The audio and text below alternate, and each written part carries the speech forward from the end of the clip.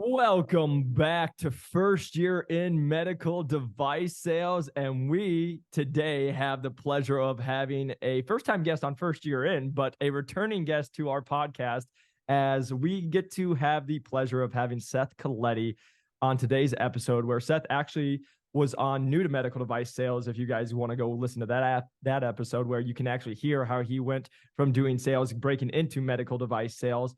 And now it's crazy to think, man, it's been over 3 years almost that you've been in med device sales. So Seth, welcome to the show. Time flies, man. Yeah, thanks for having me back on. Super excited to be here and just love what you're doing with content and helping everybody break in. Thanks, man. Yeah, no, it's been so much fun. And like now it's getting them in, like you've seen, we got you guys in. Now it's, hey, how do you come in and actually have success? And you're one of those people that, when I think about, hey, someone who came in and really just embraced what I want to do to be successful, you're one of those people, because I remember you and I going through some of the challenges you went through, but then also being able to take low performing territories to top tens. Like you've had that success and you've been able to show that. So before we jump too far into it, number one, you guys, I need to mention this. Seth is only 25 years old. And he is crushing it. So I always put that out there for you guys. But also the one thing I just want to go is Seth had a little different start to medical device sales. So do you want to just kind of explain how you broke in? And you don't have to go into detail of how you broke in, because we know you broke in and everybody else hopefully listening to this has already broken. So you guys kind of have it figured out, but kind of like that first year. But what was your first job? Because you didn't come in as like the associate sales rep that most people would think of, and just kind of talk about your journey in that first year. And then I know there's some transitions after that. Yeah. So, real quick, in college, sold boats all throughout college, and I thought I was going to do like physical therapy afterwards, but I really got tied to kind of the sales side. I was in the company going full time with school, and eventually got top 10 out of like 700 people for boat sales. So I loved it. I love the competitiveness. Broke right in through help from you, other connections, top medical device company in the world. And it was a little different than the traditional, kind of associate sales rep role, which was nice. It was almost like an interim role between associate sales and then full line rep. So we were just virtual sales. They call it calling on offices that kind of the territory managers couldn't get to, and just really cold calling a huge book of business. So I kind of got thrown right in, because when you're at home, when you're in the virtual setting, you've got people that are like, okay, you're sitting at home, you can call, as many accounts as you can get to in a day. So it was a lot, kind of like everybody says, drinking from a fire hose, and then taking a territory that was doing nothing. So it was brand new. I started in the role and it was a new role, brand new territory. So really no business. And just kind of building that from the ground up was, kind of where we went from that. And it's like you talk about, in some of your episodes when you're first starting out, kind of grabbing onto that existing business and grabbing onto, what you had already. That was even tough to do in this role. So it was a lot Yeah. of cold calling, but it really kind of, I think, prepared me to be on the outside and, face the no's that I face, just because of the amount that I face in a day on the phone. It's like I can get to exponentially more people on the phones, and I'm just hearing no, up on, nobody wants to talk. It's a difficult sale. So I'm kind of thankful for that. I'm thankful I had that, kind of, hey, you got to get up, you got to make as many calls as you can, close some business. Ended up being one of the top ones on the team in that role. And like you said, face some challenges. I mean, it's a big company, it's one of the largest medical device companies in the world, Yep. and a brand new role. Yep. So they're kind of, finding their footing, we're finding our footing. Yep. And there were definitely some challenges with the role, but I loved the team. I loved everybody that I worked with. Continued to network while I was in that role, not just with people on my team, but with people on other teams. And that's the same thing that you do when you break in, just continuing to build that network with people. And eventually had somebody reach out to me through network, and they were like, hey, we got this role open, another top medical device company. I went through like 2 interviews basically because they already knew me, got the role, and then I was in the OR. So I did a year inside virtual sales, hopped into the OR at a year. And then again, I'm on, one of the low performing territories in the country. So it's just like things happen. Some people get thrown into a top territory, and some people get thrown in kind of like you were to one of the territories that's not doing that great. Yeah. Yeah. And a couple things I got to say. Number one, I love that you did all the cold calling because that just gets you prepped. And what most people don't understand, I say this to our people all the time when they're reaching out, networking to just get into this industry. If I told you on 101 calls, like if you had 100 no's, your 101st call would be a yes. You Yeah. would try to get those no's as fast as possible. You'd be on it. You'd be like getting hung up on it. You'd be smiling the whole way. But for some reason, we don't think about it that way because, again, most people just miss. We're in sales. It's a numbers game. You got to get on calls. But what it is, you know, every call is an opportunity. Every opportunity you have to get on it. Well, I just say that it's a great learning for what you went through because, hey, you're not afraid of rejections. And like you said, then when you get into the actual OR, you've already been told to, you've been cussed at, you've been hung up on, you've had the worst of the worst. So someone just saying, no, I'm not interested is like, okay, right? It's not gonna bug you. Number one. Number two, I have to mention is what you said, and we talk about this all the time, but I say this, I've networked 1,000 times more being in medical device sales than I ever did outside of medical device sales. When I was trying to break in, of course, I'm networking, calling, getting on calls, but I'm on more calls now in medical device sales than I ever was before that. And what people don't understand is, and this is going to be for the new listeners, let me just make your life so easy because you just heard what happened for Seth. When you continue to network with human beings in this industry, you make good relationships and you're really good at what you do. Guess what? When an opportunity comes knocking, you might be the first one getting called on it. Also, what I'll just sit here and tell you, it's why I can say this, and I know Seth feels the same way. You want to know why I'm never, like everybody who's new to this, what's job security? What happens if this? You know why I never ask that? Why I never care? I'm a top performer. I perform. Guess what? You don't think I can't make 3 calls right now and have a new job if I got fired next month? Like, you're out of your mind if you don't think so. Also, this is a plug. I can't go into too much detail, but I haven't even told you, Seth. Yesterday was a very exciting day. I did actually just land the largest purchase order in company's history. Go. It's the biggest one of my life.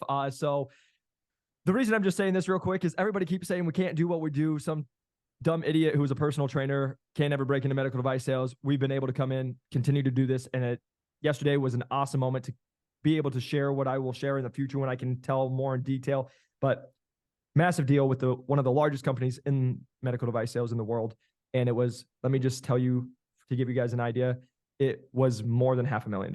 So I'm a pretty happy guy right now. But the reason I'm just telling you guys that is why I said that to you right now is not to be like, oh, Jacob's amazing, all this stuff. It's to be like, you don't think I can't be like, look at my resume, look what I've done, and I've networked and I've made relationships. You don't think I can't go get another job in med device sales? You're nuts. AKA just like Seth. Did really good at what he did, networked, and then he actually got calls. And instead of going through 7 interviews, only had to go through 2 and got the job. So that's one thing I want you guys to hear. Now, the last thing I want to just touch on, as you said, and it's such a good point, is a lot of people coming at like high performing territories, and we've come on underperforming. What I just told you, I've been the underdog my whole life, and I freaking love it. Like, put me at the bottom, and I just want to go and prove myself. The reason I'm just saying that is because, Seth, do you remember? I remember this conversation very clearly, which was over a year ago for you guys, just to think about. I remember you telling me, what was the team? You don't have to go into as specifics, but I remember our numbers. Do you remember when you started, what place your team was at? And then when we talked the next time, because I remember that conversation. Oh my goodness, man. I can't even, geez, I was probably like 70 or 72, like one of the lowest territories in the company. And, it's just, bad experience that everybody had beforehand. Yep.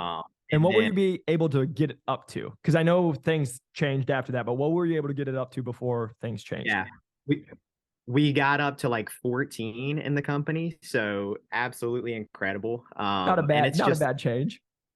it's through a lot of hard work, man. And it's like you said, I did when I transitioned that role, I had an existing, book of business, went to them and, kind of grasped onto them, learned everything I could from them, why they use the products, and then kind of added on sales to those surgeons as well, because it's kind of warm leads. And it's Yep. like getting to know everybody in that facility because different nurses might be working with different doctors.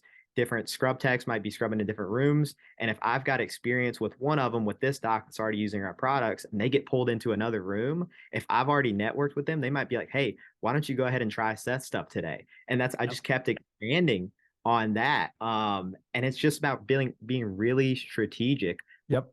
with what you're doing, keeping that current business. And then while you're doing it, it's like I would spend my night times. I'm looking at the numbers. I'm looking at who previously ordered.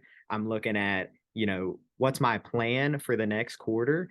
These surgeons I'm going to go for. How am I going to do it? I'm going to go through these nurses, these techs that I have good relationships with, these in services, and just being really strategic with your time.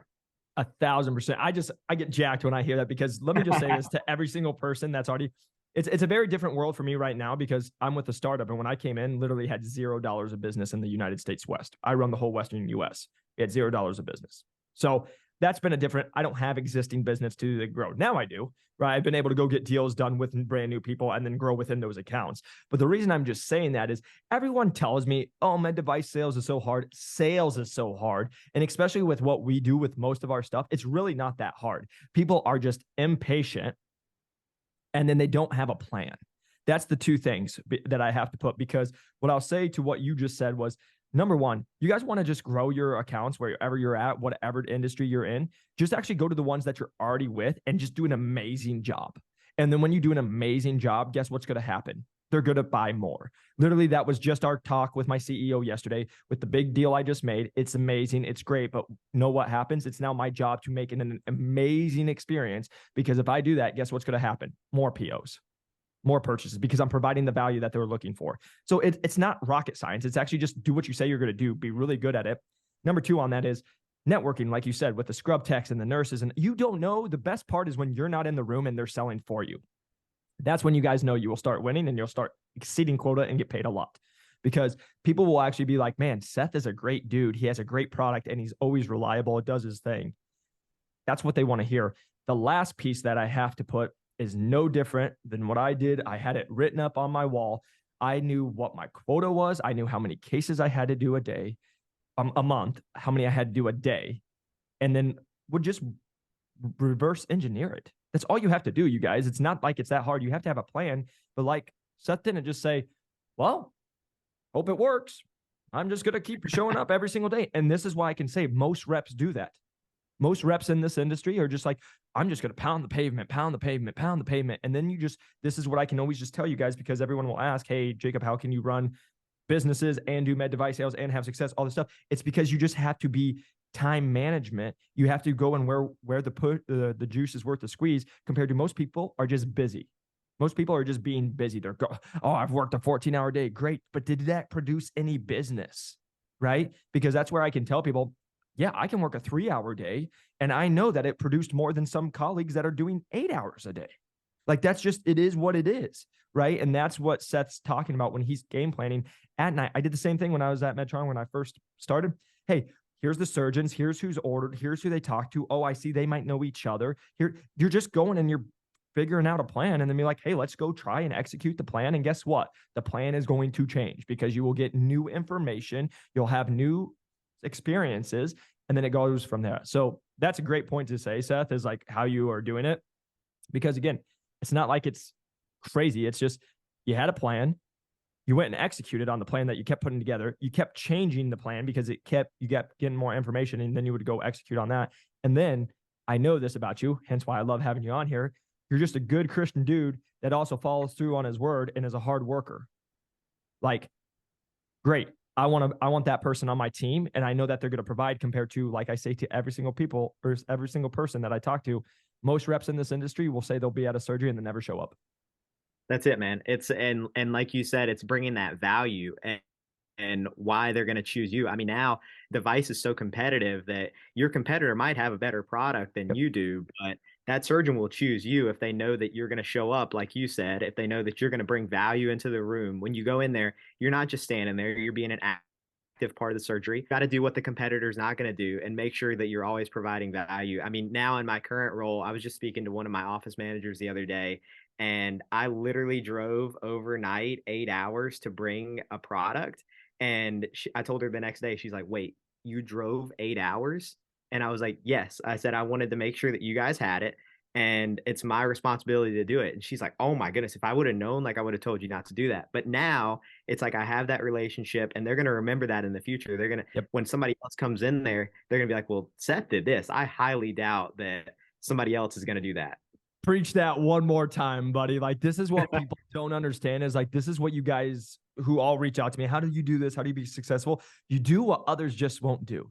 And this is what too many people will say. And I just have to get very blunt with you all.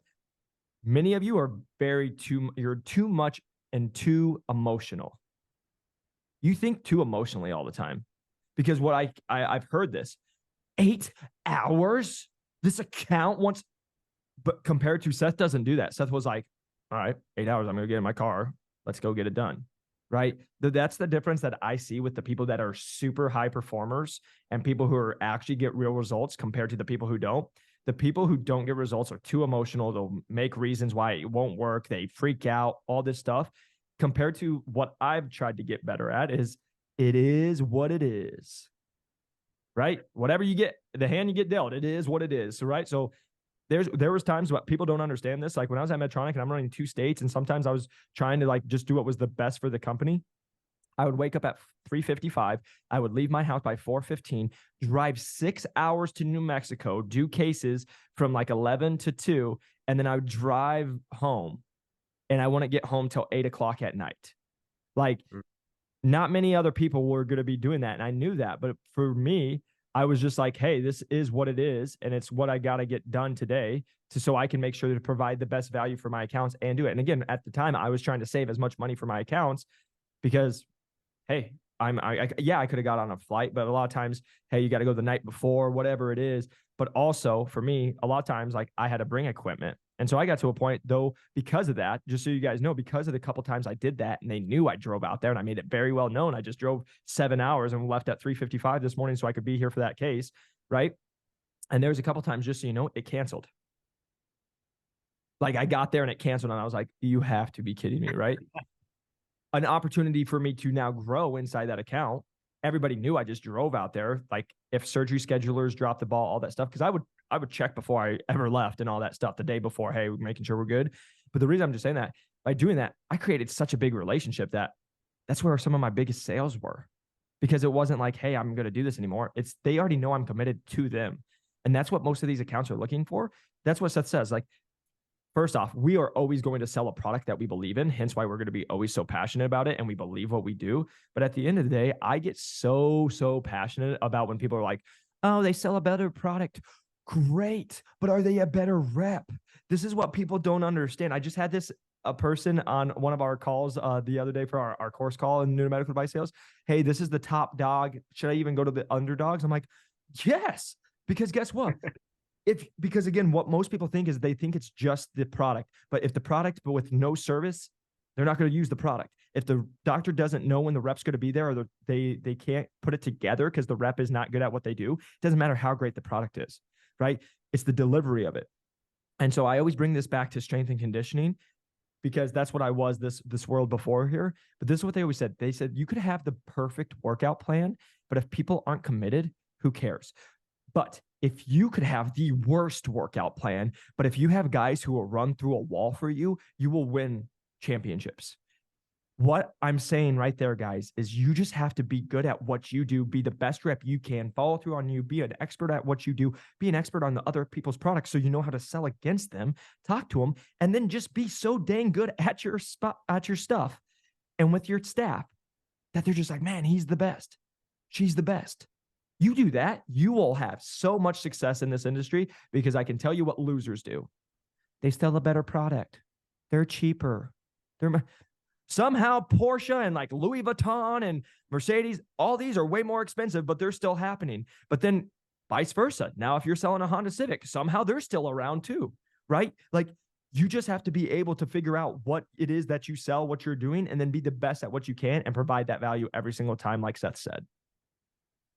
Right. Yeah. And it's almost like, there were better products, just like you said, that a lot of the surgeons were using, because I was the underdog. Nobody was using my stuff, but making sure that the business that you do have continue to provide that value. And then, hey, if you're in the hallway and like you said, if there's a bad rep, if a rep doesn't show up, I had a bunch of times where I'd be passing a surgeon. He'd be like, I'm just going to use Seth stuff because the other rep is 10 minutes late. We got to get this case started. Yep. So it's about being there, showing up, and every chance you get, if you're there for one surgery, trying to network with other surgeons and say, hey, I'm here for this surgery. Just want to introduce myself real quick if you haven't met them, but just making sure that they know that you're still there. If they need anything, they can call on you. You're going to show up. You're always going to be there. And for me, it was always like, if you call me, I'm going to answer. And it's most likely going to be on the first or second ring versus some of the competitors. They're having to leave voicemails. Where are they going to be at? For me, Yep. customer calls me, I'm there. Bam. And that's why you guys will win. And I just said this to our course team. I said, hey, like, yes, I get a pretty crazy day, but there are some times at like 7 p.m., I'll put my phone down, or like 8 p.m. and then like I'll check it before bed. But the thing is pretty much from 5 a.m. when I wake up, 5 to 6 a.m., I'll do my devotions in the morning and then try to leave it till about 5:30, 5:45. But by about 5:45 till about 5 p.m., this thing is glued to me. Because to Seth's point, it goes back to you just have to be available and then be good at what you do. Seth won deals because he was just available. Other people didn't pick up. He made business. It's doing the little things, but then people will, again, what I'm just trying to get you guys to see is people will always have excuses, but I don't want to be on my, whatever. It does not matter. It is what it is. You will either just get the results or you won't. And that's what Seth has showed with this. But you guys, I hope you hear this whole thing is if you can just be a reliable human being, good at what you do, a self-starter, keep your word, and then understand what you're selling and understand your competitors, you will do great in this industry. And just be, and last thing, I have to put this one because this is the biggest one, and be consistent. Anybody can do it for a week, a day, a month, even a year. But can you do it more? Can you do it every single time so they know the character of Seth? That's the biggest thing. But yeah, man, like you, again, it's been so much fun to watch your journey and all your success. But this is where I get excited for the show, is something new I wanted to start doing. Seth, what's been the biggest learning curve for you, or what have you learned about being in med device sales over the last 2 to 3 years? And maybe something that you wish you would have known before you got into it, because people always be like, hey, what's the hardest part? And I tell them it's babysitting human beings that should be functioning human beings. But like, even just yesterday, it's where's the shipment at? And I'm like, the person above it, thankfully on the email was like, did you read Jacob's email where he put the tracking information in? And they're like, no. It's like, can't help you. Right. Like, but for you, what's that been like? I think, you jump into the industry and you think, going in, oh, I'm just going to be, I'm going to be in surgery. I'm going to be supporting the product and, that's going to be my day. But it's almost like how many different hats you have to wear. And, just taking ownership of each one of those hats because, hey, it might not necessarily be my job to do this. There might be somebody else that's supposed to do it. Yep. But a lot of times you have to take ownership and say like, whatever, it didn't get done. It didn't get relayed. I'm going to do it right now and I'm going to fix the situation for whoever needs help with it. And just making sure that all these moving pieces kind of go together. Because, yeah, you might be the sales rep for the product, but you also, like you just said, you have to do tracking. You also probably have to do customer service. You don't want your customers to have to wait on hold. Yep. And there's a million other things that we do during the day. I mean, going to FedEx, it's, little reports that you have to do for your territory. And you're not just going to be in surgery all day. There's a ton you do. That's the biggest thing I would just say is everybody thinks when you, and again, if you guys are listening to this, you're already in it, but you're probably like associate and stuff and you're finding out, everybody thinks it's just, hey, I'm going to be in cases and selling surgeons. It's like, I would just say for most people, that's under 10% of their job.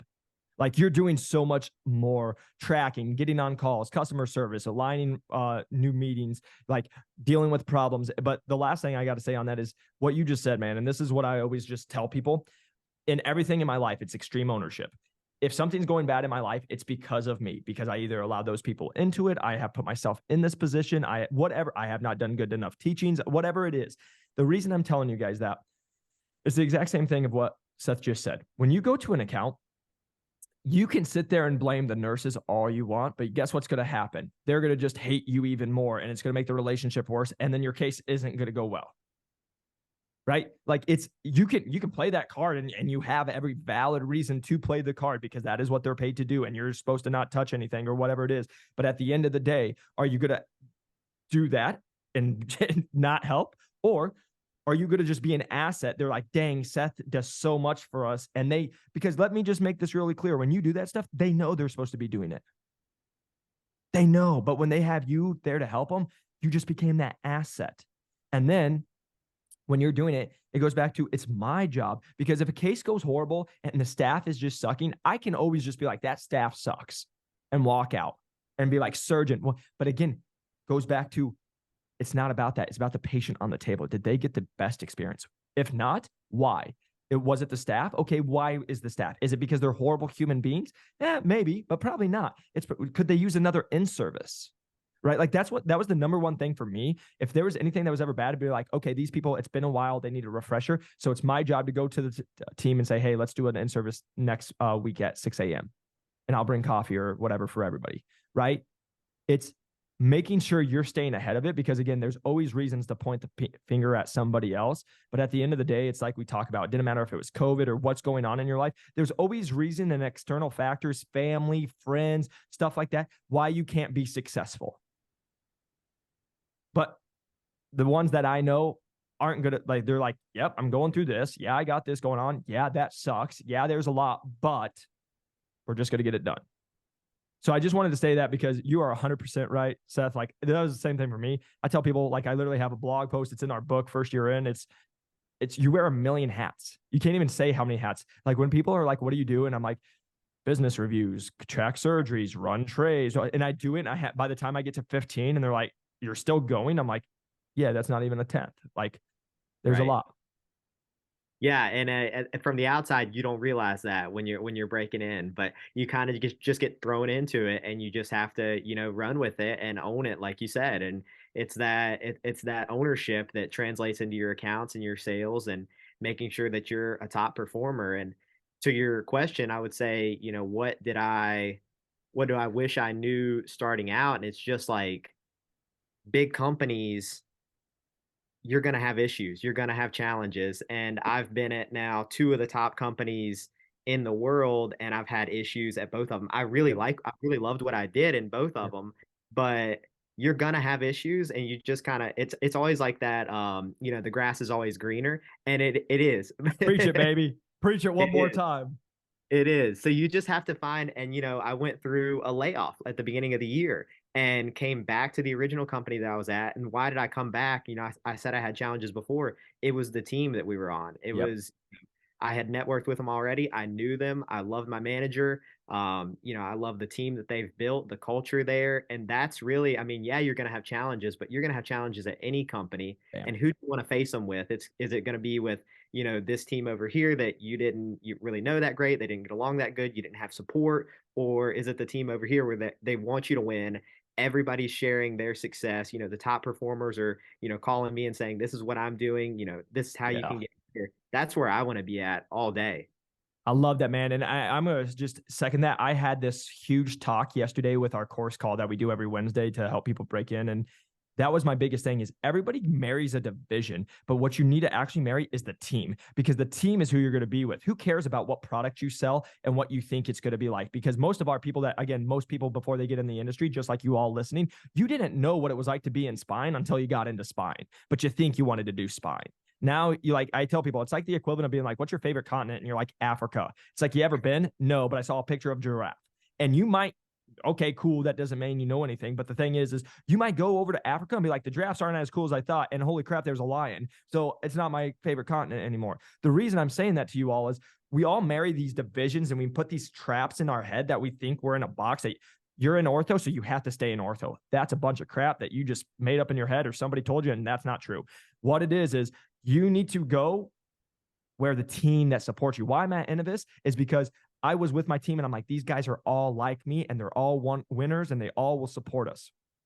because I already believed in the product. I saw it and I was like, hey, this is great. But it goes back to everything. I don't care if the team sucks. If I don't have the support, it doesn't matter. And that's what many of you, especially as you guys are associate sales reps, many of you think that you got to stay in the same division that you're in right now. That's a bunch of trash. If you don't like it, you don't hate it, go somewhere else. If your team sucks, why are you going to stay in a team that sucks? Oh, the product's so good. Oh, this great. And you're going to be constantly miserable. You're going to be calling me in a year with mental health being like, oh, I'm just so drained. Right? Compared to Seth's not going to feel that, because when you have a team that gets it, they understand it, they support it, and they want to be with you, and everybody wants you to win. That's what it is. This is a family that you're joining. But most people, like I always just say that and this is to the most respect out there, but people always ask, like, Jacob, why did you have so much success at these big companies, or at the big company, and like where am I? I don't drink the Kool-Aid. I'm gonna put that real quick. And let me just say this real quick, because I also understand we are all in a business, and we are a business transaction. They pay you a certain amount of money because you make them a certain amount of money.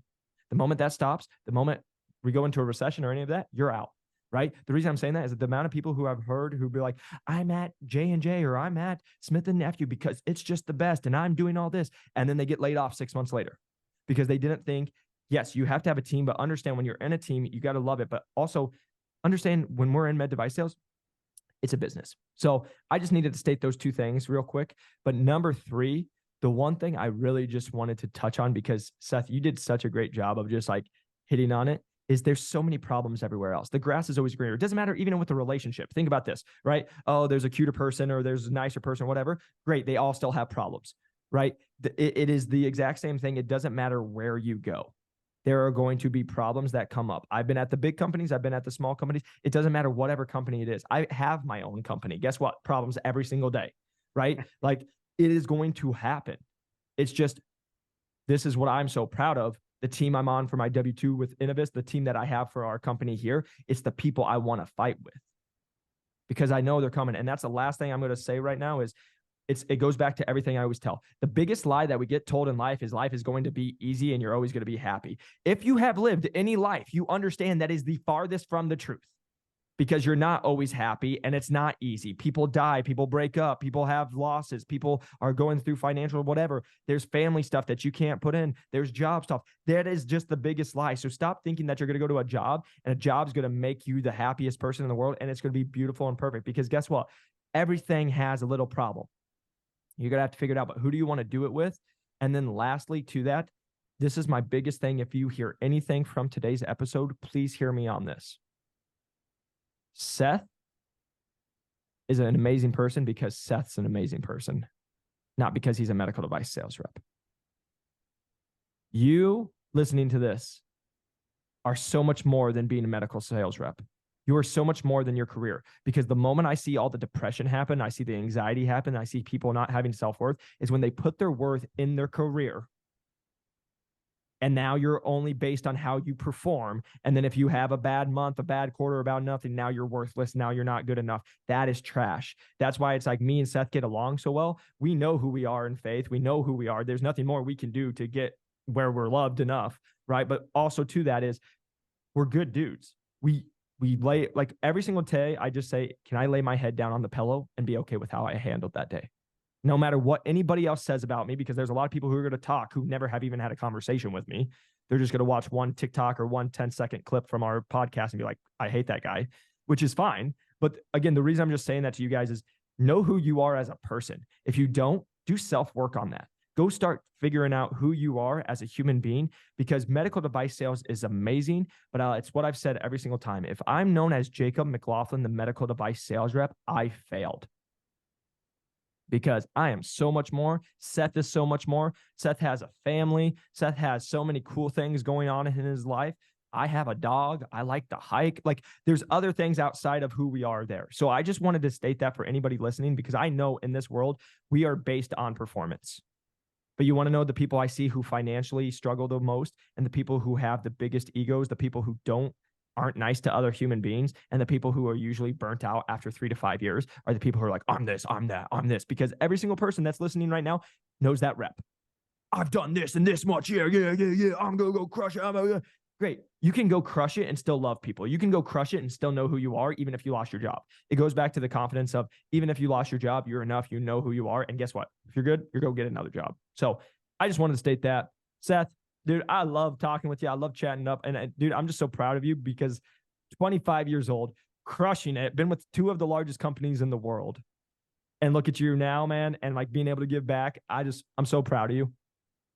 Couldn't have done it without you, man. Listen, I think everything you put out so much stuff for free that it's like if you could and that's what I did when I first got started. I told you I listened to every single one of your podcasts. I was taking notes on each of them. I mean, if I just had to say anything to anybody, it's just like go through every single one of those podcasts and like take notes on it because this is like you're giving out all this information for free. And I just love that about you that you want to give back. And I think we had a conversation when I was first breaking in. It's like, well, what can I do? You've helped me and you're like pass the message along. Whenever people are trying to break in, it's just like helping that person that is trying to get into the industry. And that even transfers over to, I'll just say this before we jump off. When you're in the OR, if you're experienced and you see a new person, I was always this person. It doesn't matter if they're a competitor, help them out. Like tell them where to go get scrubs. Tell them, this is who you can talk to. You're not going to lose business because of it, but you're going to help somebody out that's trying their hardest to, it's their first day, it's their first week.